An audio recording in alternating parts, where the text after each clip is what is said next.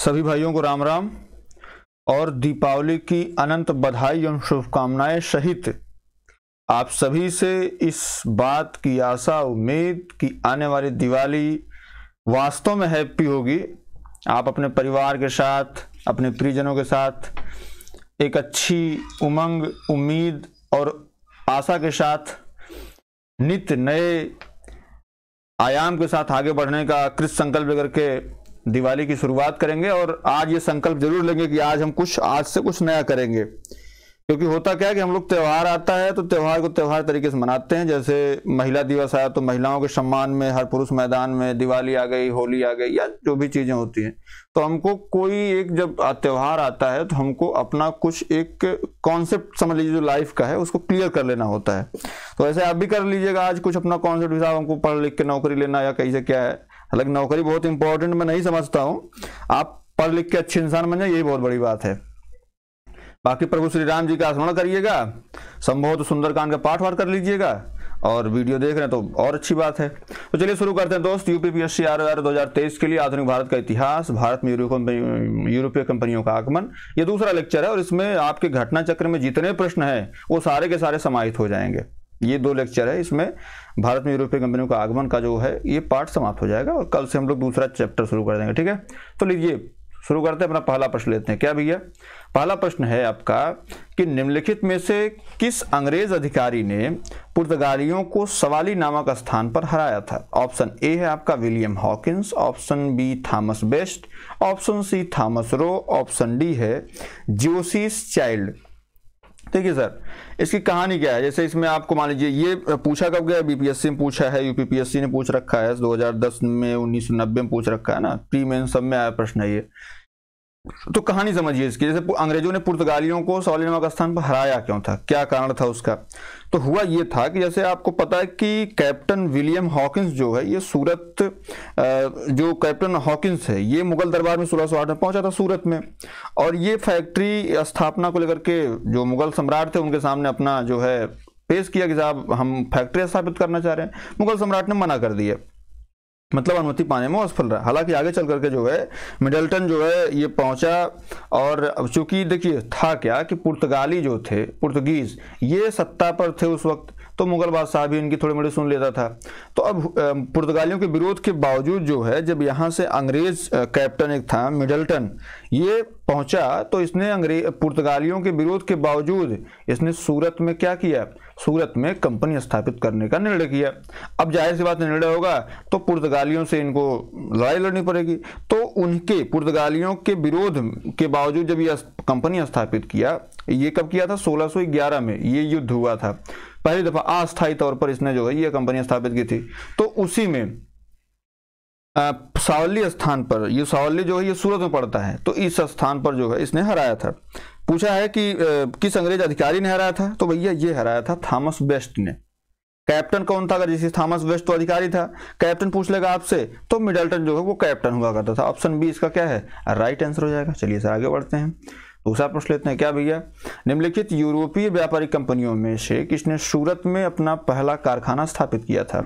डचों ने, अंग्रेजों ने, फ्रांसीसियों ने, पुर्तगालियों ने। देखिए अगर बात करें इसमें क्या पूछ रहा है, अब आप कहेंगे सर अभी पिछले प्रश्न में डिस्कस हुआ है कि पुर्तगालियों से अंग्रेजों की युद्ध हुई है ना सूरत में, तो अब जाहिर सी बात इससे पहले पुर्तगाली तो रहे होंगे। पुर्तगाली अपनी कंपनी स्थापित करना और आधिपत्य होना, ये 2 अलग अलग चीजें हैं। तो पुर्तगालियों का आधिपत्य होता था, ये कह सकते हैं इनकी पावर वहां तक थी, लेकिन अब इनकी कंपनी वहां स्थापित नहीं थी। कंपनी किसने स्थापित की?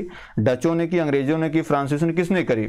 तो भाई इसमें किसने करी थी? अंग्रेजों ने। क्यों? आपको पता है जैसे अभी हम लोग पिछला प्रश्न पढ़े कि जो सावली स्थान पर है सूरत में अंग्रेजों पुर्तगालियों के बीच जंग हुई, तो यहीं पे पहली बार 1611 में जो है अंग्रेजों ने अपनी पहली अस्थायी फैक्ट्री सूरत में स्थापित की थी। बात क्लियर दोस्तों? ऑप्शन नंबर बी क्या है इसका राइट आंसर हो जाएगा। चलिए आगे बढ़ते हैं। तीसरा, ब्रिटिश ईस्ट इंडिया कंपनी ने बंबई किससे लिया था? डचों से, फ्रांसीसियों से, डेनिश से या पुर्तगालियों से? इसकी कहानी ये है कि जैसे यूरोपीय व्यापारिक कंपनियों में से ब्रिटिश ईस्ट इंडिया कंपनी ने सबसे पहले जो सूरत में कंपनी स्थापित की, तो आगे चल करके जो 1613 ईस्वी में कहीं ना कहीं जो है ये मुगल सम्राट जो जहांगीर हुआ करता था, जैसे कल हम लोग डिस्कस कर रहे थे कि जो ईस्ट इंडिया कंपनी है, ईस्ट इंडिया कंपनी EIC, जब इसकी स्थापना जो है 1599 में हुई थी, उस वक्त मुगल बादशाह कौन था? दो प्रश्न बनते हैं, मुगल बादशाह कौन था, ठीक है। और बनता है कि भाई ये जब कंपनी भारत में स्थापित हुई तब कौन था? तो हम बताए थे आपको कि 1599 में, जाहिर सी बात है 1555 से लेकर के 1605 ईस्वी तक कौन था? ये था आपका अकबर। कौन था? अकबर था। तो अकबर के टाइम में तो ये कंपनियां स्थापित हुई थी इंग्लैंड में, लेकिन अगर भारत की बात किया जाए तो ये 1613 ईस्वी में ये यहाँ स्थापित हुई। तो इस वक्त कौन था? यहाँ पे जहांगीर था। कौन था? जहांगीर था। ये कंपनियां स्थापित हो गई। अब कंपनियां स्थापित हुई तो वैवाहिक संबंध के आधार पर फिर ये किससे लेंगे? तो आगे चल करके जो ये कह सकते हैं कि कंपनी, जाहिर सी बात है आप जानते भी हैं कि हमारा सबसे अच्छा दोस्त वो बनता है जिससे हमारी लड़ाई वड़ाई हुई रहती है। तो अब ये हुआ कि पुर्तगालियों से लड़ाई तो उनकी हो गई है। अब ये आगे चल करके 1661 में ये हुआ कि ब्रिटिश ईस्ट इंडिया कंपनी ने जो ये कह सकते हैं कि जो इंग्लैंड के राजकुमार थे चार्ल्स द्वितीय, उनका विवाह पुर्तगाल की राजकुमारी से कैथरीन से हो जाता है। और ये होने पर चार्ल्स को पुर्तगालियों द्वारा बंबई को उपहार स्वरूप दे दिया जाता है। तो वही जो बंबई उनको उपहार स्वरूप मिलती है, तो वही उसी बंबई को वो जो है दे देते हैं 10 पाउंड वार्षिक किराए पर 1668 में ब्रिटिश ईस्ट इंडिया कंपनी को। तो प्रश्न पूछा है ब्रिटिश ईस्ट इंडिया कंपनी ने बंबई किससे लिया था? तो भैया ये लिया था जो है पुर्तगालियों से। किससे लिया था? पुर्तगालियों से इन्होंने लिया था, ठीक है। ये उपहार स्वरूप इनको मिली थी, ठीक। और ये जो अथराइजेशन दिया था वो दिया था चार्ल्स द्वितीय, जो अंग्रेज का, जो ब्रिटेन का गवर्नर वो था, राजा था। ऑप्शन नंबर डी इसमें क्या राइट आंसर हो जाएगा। चलिए आगे बढ़ते हैं, चौथा प्रश्न लेते हैं। क्या है? ईस्ट इंडिया कंपनी ने किस अंग्रेज गवर्नर को औरंगजेब द्वारा भारत से निष्कासित किया गया था? आंगियर को किया गया था, सर जॉन चाइल्ड को गया था, सर जॉन गेयर को, या सर निकोलस वेट को? देखो इसकी कहानी क्या है कि जैसे अब इसमें जो मान लीजिए कभी आपको भूल भी जाए तो भैया हम लोग ये इंग्लिश में वर्ड पढ़ते हैं चाइल्डिश बिहेवियर। क्या? चाइल्डिश बिहेवियर मतलब होता है बचकाना हरकत, होता है ना बचकाना हरकत। तो बचकानी हरकत कौन करेगा? जाहिर सी बात है जब अंग्रेज अभी आप व्यापारी रूप से आए हैं, प्रभुत्व किसका है? मुगलों का है, तो उनके खिलाफ आप नहीं जा सकते। लेकिन जो है हुआ ये कि जैसे जो बंबई के अंग्रेज जो गवर्नर थे जॉन चाइल्ड, इन्होंने चाइल्डिश बिहेवियर कर दिया। कब किया? 1668 में बंबई और पश्चिमी समुद्री तट के जो मुगल बंदरगाहों पर इन्होंने घेरा डाल दिया तथा मक्का जाने वाली हज यात्रियों को बंदी बनाने का प्रयास किया। अब ये बात जो है औरंगजेब ने सुनी, तो औरंगजेब जब सुना तो इनको जो है भारत से निष्कासन करने का आदेश दे दिया, ठीक है।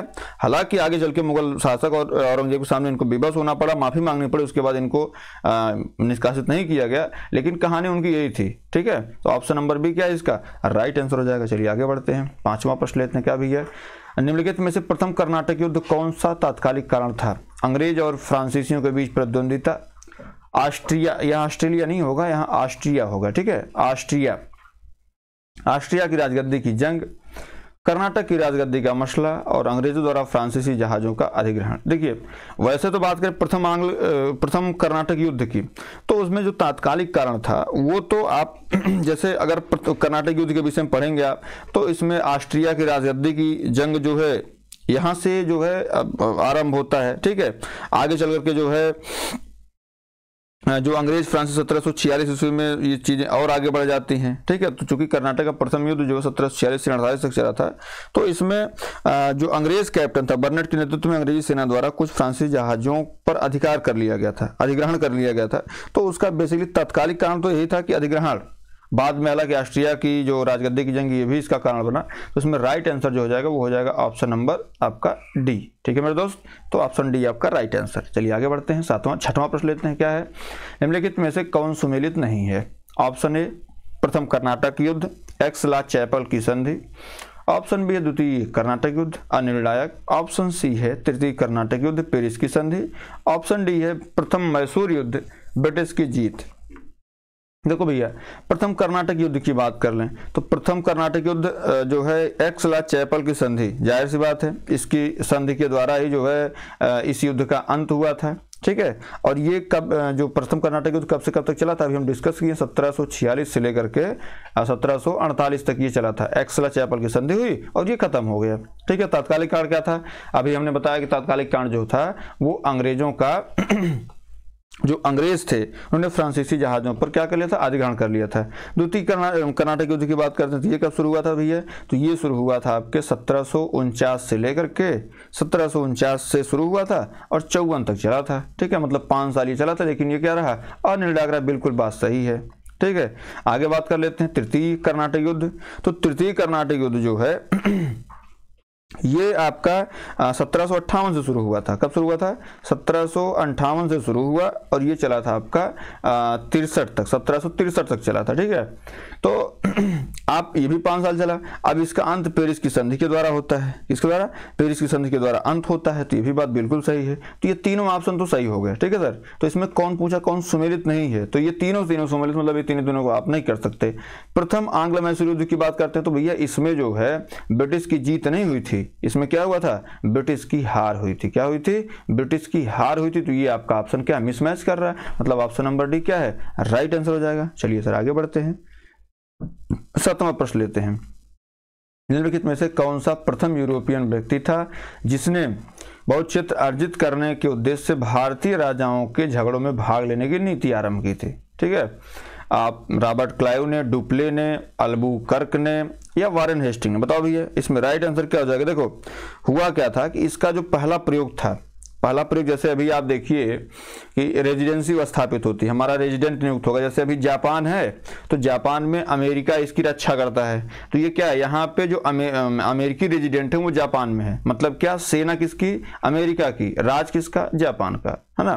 तो ये सारी चीजें हैं, मतलब जापान के चीजें, कई चीजें निगेटिव वे में जा रही। तो आप इसका अभी वर्तमान समय में उदाहरण ले सकते हैं कि साहब जो है ऐसा कुछ था, मतलब ये जैसे अभी हम लोग सहायक संधि की बात करते हैं, तो अगर आप कहेंगे ना भारत में सहायक संधि का जनक किसे कहा जाता है और ऑप्शन में डुप्ले रहेगा तो डुप्ले आप मार देंगे। भारत में सहायक संधि का जनक इसी को कहा जाता है।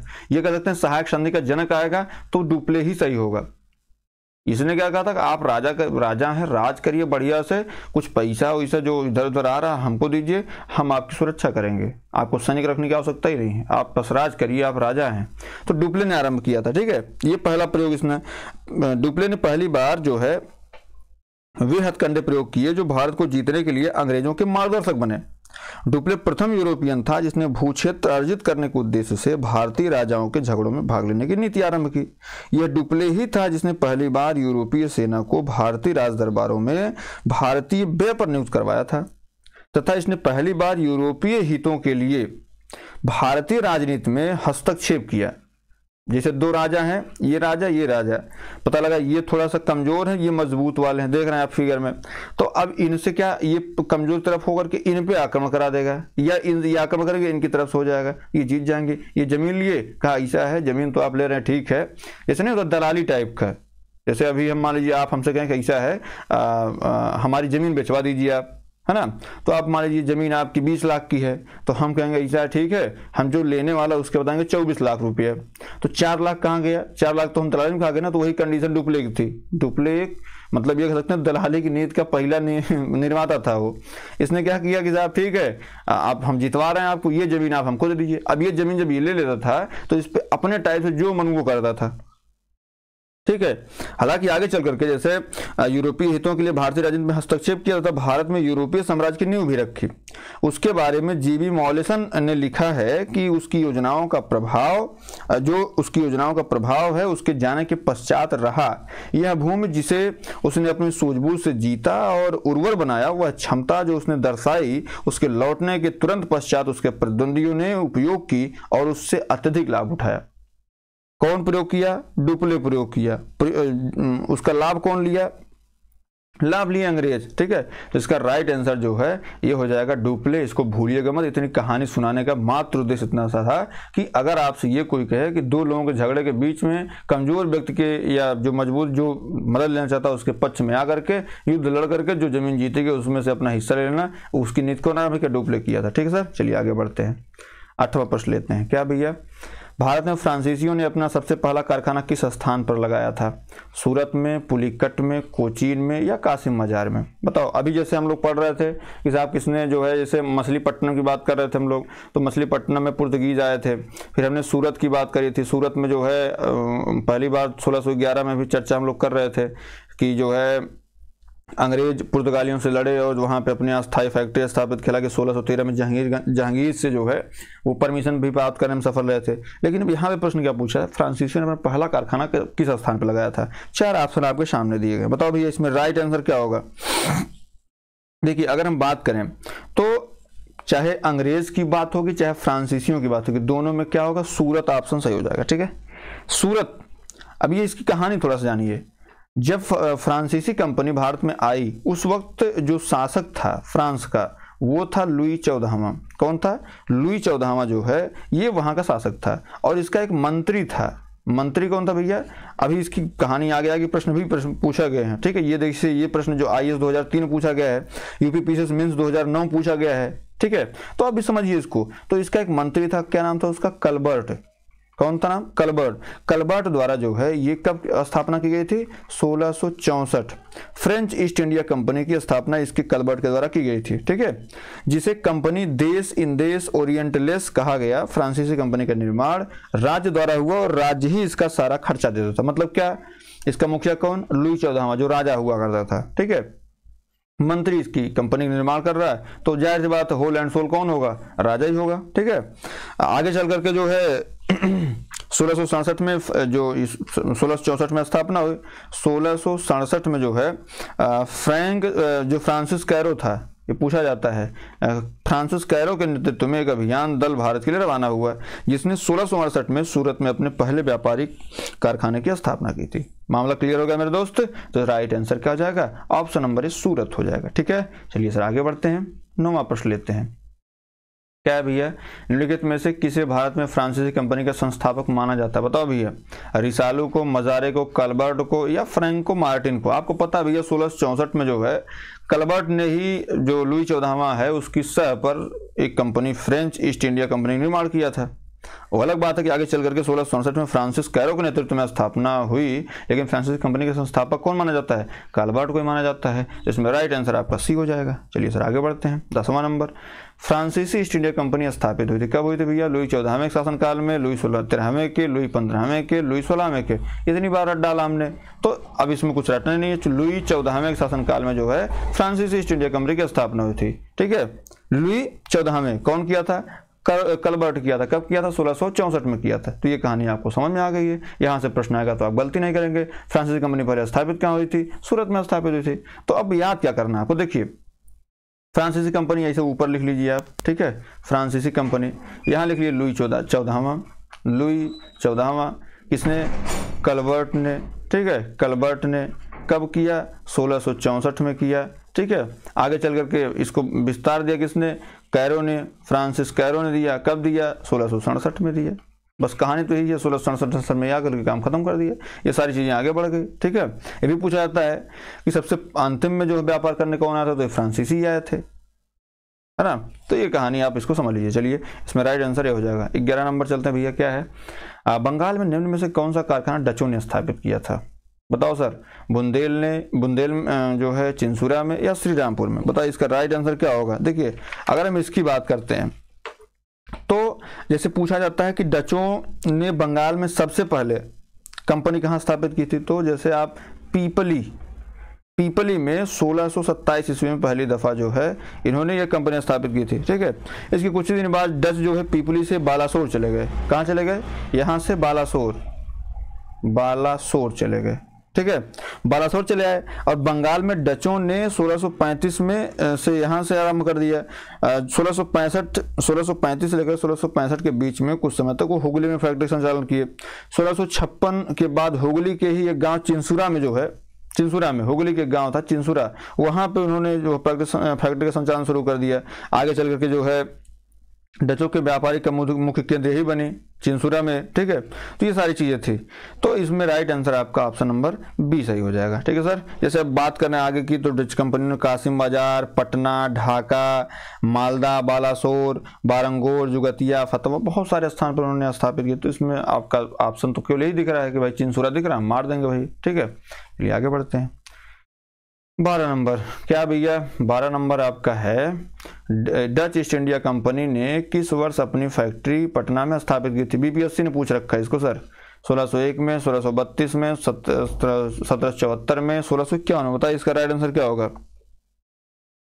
देखिए अगर हम बात करें आगे चल के तो बंगाल की जिसे उन्होंने स्थापित किया बंगाल में, तो बगल में जो है बिहार भी है, तो बिहार में जो है उन्होंने सबसे पहली बार कब किया था, 1632 में। कब किया था, 1632 ईस्वी में जो है इन्होंने पटना में 32 और कहीं कहीं आपको दिख जाएगा 38 भी, जैसे कहीं कहीं आपको 1638 दिख जाएगा, तो आप कंफ्यूज मत होइएगा। 1632 या 38 जो भी, जैसे इसमें कंफ्यूजन है थोड़ा सा, जो जैसे बहुत इतिहासकार 32 मानते हैं, बहुत सारे 38 मानते हैं। तो 32 अगर आप जैसे यूपीपीएससी ने पूछ रखा है, इसमें बीपीएससी ने पूछ रखा है, तो उसमें 1632 ऑप्शन में था, तो उसको सही माना गया था। ऑप्शन नंबर बी क्या आपका राइट आंसर हो जाएगा। ठीक है सर, चलिए आगे बढ़ते हैं। अगला क्या है भैया, अगला है आपका फ्रांसीसियों से संबंधित है। ठीक है, चलिए। फ्रांसीसी दक्कन में शक्ति आंदोलन स्थापित करने में सफल रहे क्योंकि डुप्लेस सक्षम सेनापति नहीं था, अंग्रेजों की फौज शक्तिशाली थी, भारतीय लोग फ्रांसीसी को मदद पसंद नहीं करते थे। ऑप्शन डी पांडिचेरी सामरिक केंद्र था। देखिए अगर इसकी हम बात करें सर, तो फ्रांसीसी दक्कन में शक्ति आंदोलन स्थापित करने में असफल रहे, क्यों रहे, तो फ्रांसीसियों की पराजय का एकमात्र मुख्य कारण जो बताया गया है इतिहासकारों के द्वारा, वो थी कमजोर नौसेना। कौन थी, कमजोर नौसेना। जब मन होता था अंग्रेज इनको 2 थप्पड़ लगाते छीन लेते थे, तो कमजोर नौसेना जो थी वो तो सबसे वास्तविक कारण था। वाल्टेयर के अनुसार ऑस्ट्रिया की उत्तराधिकार के समय फ्रांस की जल शक्ति का इतना ह्रास हुआ कि सप्तवर्षीय युद्ध के समय उनके पास एक भी जलपोत नहीं था। दूसरी ओर अंग्रेजों के पास एक शक्तिशाली सेना हुआ करती थी। तो अगर इसमें जैसे आप ये कहें इसमें कौन सा ऑप्शन जो है असफल नहीं रहे, तो आप कौन सा ऑप्शन इसको सही मानेंगे, तो अब इसमें भैया डुप्लेस सक्षम सेनापति नहीं थे, बिल्कुल बात गलत है। भारतीय लोग फ्रांसीसियों को पसंद नहीं करते, ये भी बात बिल्कुल गलत है। ठीक है, पांडिचेरी सामरिक केंद्र था, ये भी बात बिल्कुल गलत है। इसमें राइट आंसर जो आपका हो जाएगा, अंग्रेजों की फौज शक्तिशाली थी, और शक्तिशाली थी तभी तो जब मन होता तभी एक तमाचा मार देती थी। तो ऑप्शन नंबर बी क्या है, राइट आंसर हो जाएगा। ठीक है, चलिए आगे बढ़ते हैं। अगला क्या भी है, निम्न यूरोपीय शक्तियों ने भारतीय व्यापार में श्रम अन्य समय पर प्रवेश किया, सही क्रम क्या है। भारतीय व्यापार में अंग्रेजी, डच, पुर्तगाली, फ्रांसीसी, डेन। ऑप्शन बी है अंग्रेजी, डच, डेन, फ्रांसीसी, पुर्तगीज। ऑप्शन सी है अंग्रेज, डच, फ्रांसीसी, पुर्तगीज, डेन। ऑप्शन डी है डेन, डच, फ्रांसीसी, पुर्तगीज, अंग्रेज। देखो भैया हम अगर ये कहें कि कौन से लोग पहले भारत में आए, 2 प्रकार के प्रश्न बनते हैं यहाँ पे। पहला क्या है कि भारतीय व्यापार में श्रम अन्य समय पर किसने जो है श्रम मतलब भारतीय व्यापार में किसने कैसे प्रवेश किया। व्यापार क्या होता है, व्यापार मतलब लेन देन। अब ये नहीं कि हम केवल ले रहे हैं, दे नहीं रहे हैं, तो लेन देन दोनों की प्रक्रिया केवल व्यापार कहा जाता है। तो अब देखिए सर, हमने क्या पढ़ा था, आय कैसे, अगर ये कहा जाए कि भारत में सबसे पहले प्रवेश किसका हुआ, तो हम ये फार्मूला बताया था आपको, PDADF।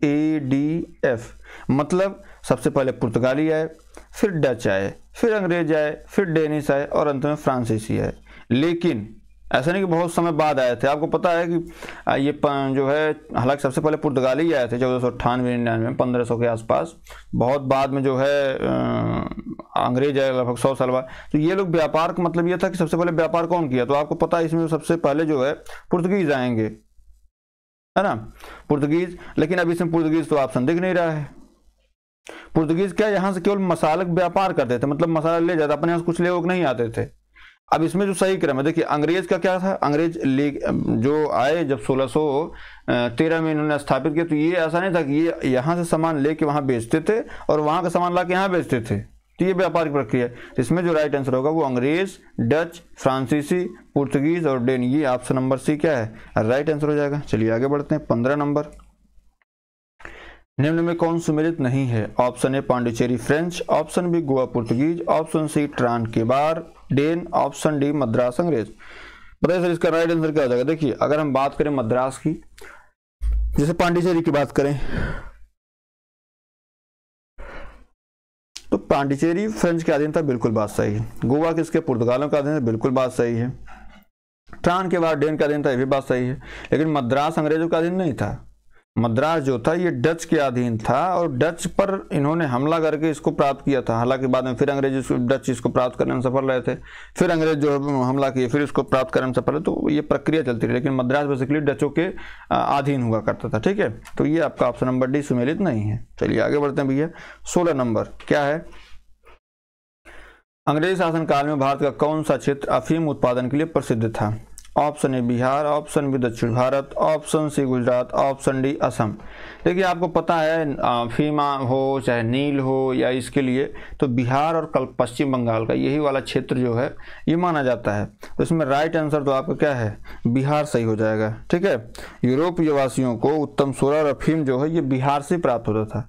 अब यहीं पे आपको पश्चिम बंगाल देता ऑप्शन, तो पश्चिम बंगाल में क्षेत्र देना पड़ता है उसको, जो बिहार सटा हुआ क्षेत्र है वो जो पश्चिम बंगाल का बढ़िया माना जाता है। इसमें राइट आंसर आपका ए हो जाएगा। ठीक है सर, चलिए आगे बढ़ते 17 नंबर पे क्या है? निम्नलिखित यूरोप में से कौन सा एक स्वतंत्रता पूर्व भारत में व्यापारिक रूप में सबसे अंत में आए थे? तो अभी हम जस्ट बताए व्यापारिक सबसे अंत में कौन आया था, है ना? तो PDADF आपको याद कर लेना है, अभी इसके विषय में चर्चा भी हुई थी। तो 17वीं शताब्दी में यूरोप में अनेक राष्ट्रों के व्यापारी समय समय पर व्यापार के उद्देश्य भारत में आए। इन यूरोपियन सबसे पहले 1498 में पुर्तगाली आए थे, हमने बताया था आपको। सबसे पहले कौन आए? पुर्तगाली आए। कब आए? 1498 में आए।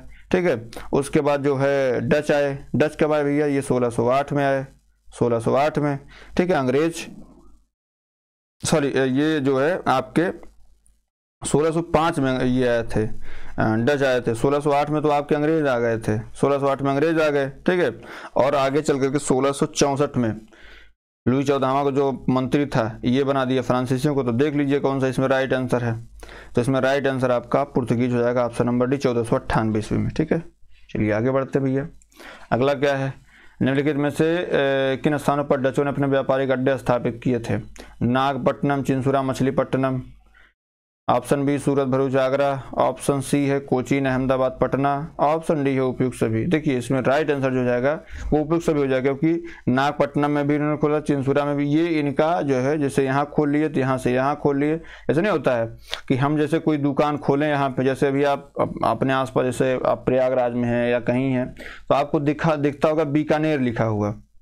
बीकानेर की दुकान है। ये दरअसल अपनी एक अच्छी कोई दुकान थी, उसने क्या किया यहाँ पे अपने फ्रेंचाइजी यहाँ स्थापित की। अब इस टाइम क्या है, हर आदमी बीकानेर से परिचित है, उनको लगता है क्वालिटी बहुत अच्छी है, ये कंटेंट इसका बहुत अच्छा। जैसे कोई आप संस्थान ले लीजिए तो अब उसमें आदमी जा रहा है, तो अब क्यों जा रहा है? क्योंकि उसका कंटेंट, उसका नाम उसको पता है। तो इसमें राइट आंसर जो है वो ऑप्शन नंबर डी है। ये इसका शुरुआत जो डचों ने किया था, ऑप्शन नंबर डी सही है। चलिए 19 नंबर पे एक्सला-सापेल 1784 संधि के किस संदर्भ में कौन सा कथन सही है?